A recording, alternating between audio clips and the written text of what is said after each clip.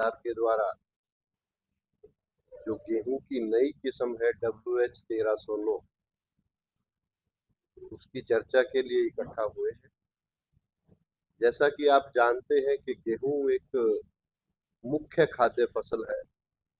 और धान गेहूं फसल चक्कर काफी बड़े क्षेत्रफल में पूरे प्रांत में क्या भारतवर्ष में उगाया जाता है। लेकिन इस बार कुछ ऐसी परिस्थितियां भी हैं कि जलभराव की समस्या है। गन्ने के बाद कई बार जो किसान भाई गेहूं की बिजाई करते हैं, इसी प्रकार से कुछ कारणों से यदि पछेती दशा में गेहूं की बिजाई करनी हो तो उसमें एक समस्या खास तौर से आती थी कि मार्च के महीने में जब तापमान गर्म होता था तो गेहूं का दाना भी पिचक जाता था और उससे पैदावार पे बड़ा दुष्प्रभाव पड़ता था। तो चौधरी चरण सिंह हीणा कृषि विश्वविद्यालय के हमारे वैज्ञानिक डॉक्टर राजवीर गर्ग, निदेशक अनुसंधान के दिशा निर्देश में गेहूं और जौ अनुभाग के द्वारा इस विषय पे काम किया गया और इस बार हमने ये जो गेहूं की नई किस्म है WH 1309 ये विकसित की है। इस किस्म की यही सबसे बड़ी खूबी है कि यूं तो पछेती दशा में गेहूं बुआई का उपयुक्त समय 1 दिसंबर से 20 दिसंबर तक है, लेकिन WH 1309 किस्म को हम इस दौरान तो उगा ही सकते हैं, बल्कि जनवरी के प्रथम सप्ताह तक भी इसकी बिजाई की जा सकती है। वो इसकी एक विशेषता है और उसका कारण जैसा कि बताया गया कि जो मार्च के महीने में गर्मी पड़ती है उसका प्रभाव इस किस्म पे कम पड़ता है और इसकी पैदावार जब हमने इसको किसानों के खेतों पे जनवरी के प्रथम सप्ताह में भी इसका परीक्षण किया तो वहां भी 40 से 50 मण प्रति एकड़ की दर से इसने पैदावार की। यदि इसको हम सिंचित क्षेत्रों में उपयुक्त समय पे लगाएं तो इसकी जो पैदावार है वो 54.4 क्विंटल प्रति हेक्टेयर है और अधिकतम पैदावार जो है वो 64.5 क्विंटल प्रति हेक्टेयर है। दूसरी जो खूबी हमने जब किसानों के खेतों पे इसको उगाया, आप कहेंगे कि इससे पहले जो हमारा चेक है वो WH 1124 है, जिसकी पैदावार औसत पैदावार 48.2 क्विंटल प्रति हेक्टेयर है। उसकी अपेक्षा में WH 1309 की जो औसत पैदावार है वो 54.3 क्विंटल प्रति हेक्टेयर है। अतः यह हमारे चेक से लगभग 12.7% अधिक पैदावार देने वाली किस्म। जहां तक इसकी गुणवत्ता की बात है, ये किस्म के जो दाने हैं वो मोटे भी हैं, चमकीले भी हैं और पौष्टिकता की दृष्टि से भी और जो चपाती बनाने के लिए भी एक अच्छी किस्म जो है ये पाई गई है। इस किस्म में जो मुख्य बीमारियां हैं, पीला रतुआ है, भूरा रतुआ है या अन्य बीमारियां, उनके प्रति भी ये रोगरोधी किस्म है। इस किस्म को हम जो जैविक हमारी या प्राकृतिक किसी पद्धति है उसमें भी आसानी से उगाया जा सकता है। यदि मैं खाद की मात्रा की बात करूं तो इस किस्म में 150 kilogram nitrogen, 60 kilogram phosphorus, 30 kilogram potash व 25 किलोग्राम जिंक सल्फेट प्रति हेक्टेयर की दर से आवश्यकता होती है। इस किस्म के क्योंकि गिरने की भी एक बहुत बड़ी समस्या खास तौर से रहती है, जब आखिर में हम पानी देते हैं तो इसकी ऊंचाई 98 सेंटीमीटर है, इसलिए इसके गिरने का खतरा भी ना के बराबर है। ये किस्म मैं मानता हूं कि पछेती दशा के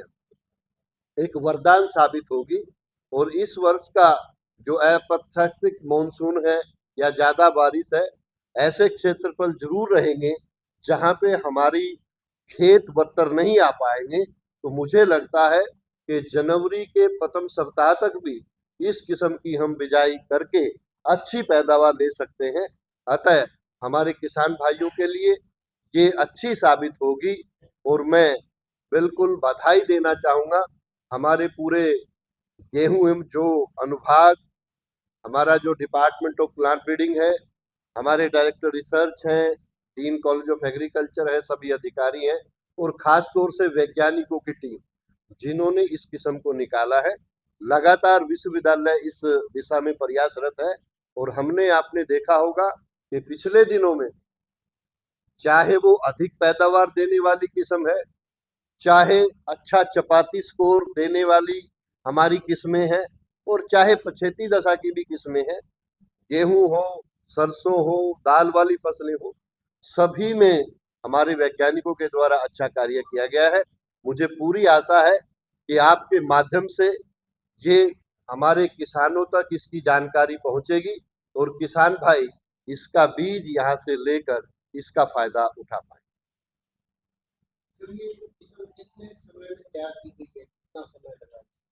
देखिए, किसी भी किस्म को जब हम तैयार करते हैं लगभग 10 से 12 साल का समय लगता ही है और ये एक निरंतर प्रक्रिया है। ये ऐसा नहीं कि ये एक किस्म, हम सभी किस्मों पे लगातार काम करते रहते हैं और इसीलिए आपने देखा होगा पिछले हमने 4 वर्षों के अंदर 40 से ज्यादा किस्में जो हैं विभिन्न फसलों की निकाली है। तो ये निरंतर प्रक्रिया है, वो चलती रहती है और एक पर्टिकुलर किस्म पे काम नहीं होता है, बल्कि हम उन गुणों को, उन नई जो ब्रीडिंग की टेक्निक्स है उनको अपनाते हुए आगे बढ़ते। बीज देखिए, इस मेले पे जब हम मेला आयोजित करेंगे, हमारा प्रयास रहेगा उस पे ही हम किसानों को बीज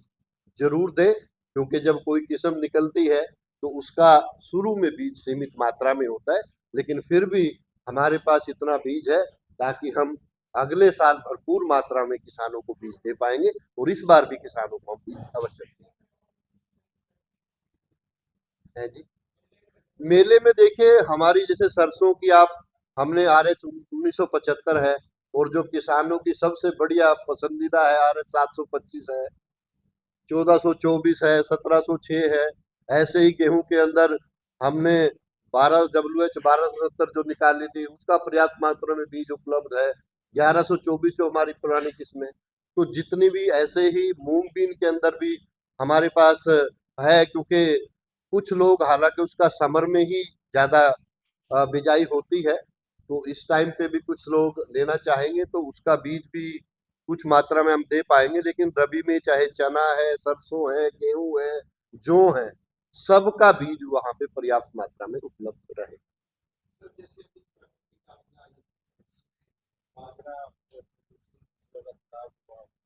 और जिसमें चीनी में अभी पानी है, क्या समझते हैं कि चीनी आगे बच पाएगी या पानी का कितना?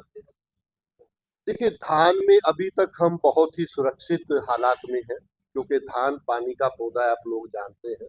और निश्चित रूप से उस पानी में यदि किसी भी प्रकार की समस्या के लिए सभी वैज्ञानिक विभाग पूरी तरह से सचेत है और समय समय पे किसानों को हम एडवाइजरी जारी कर रहे हैं कि उस दिशा में वो क्या करें। धान में कोई बहुत ज्यादा ऐसी आशंका नहीं है, कोई नुकसान की बात होगी। निश्चित रूप से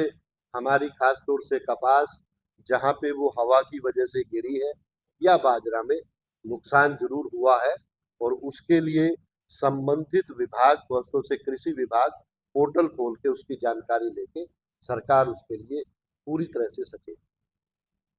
और कृषि विश्वविद्यालय के द्वारा भी जैसे कंटीजेंट प्लान की जो मैं बात करता हूँ, कि पानी जो उतरेगा कौन सी फसल उसको बोनी है, इसका पूरा प्लान हमारे निदेशालय के द्वारा तैयार किया जा चुका है, ताकि किसान को हम तुरंत बता सके कि किस परिस्थिति में उसने किस फसल की बिजाई करनी।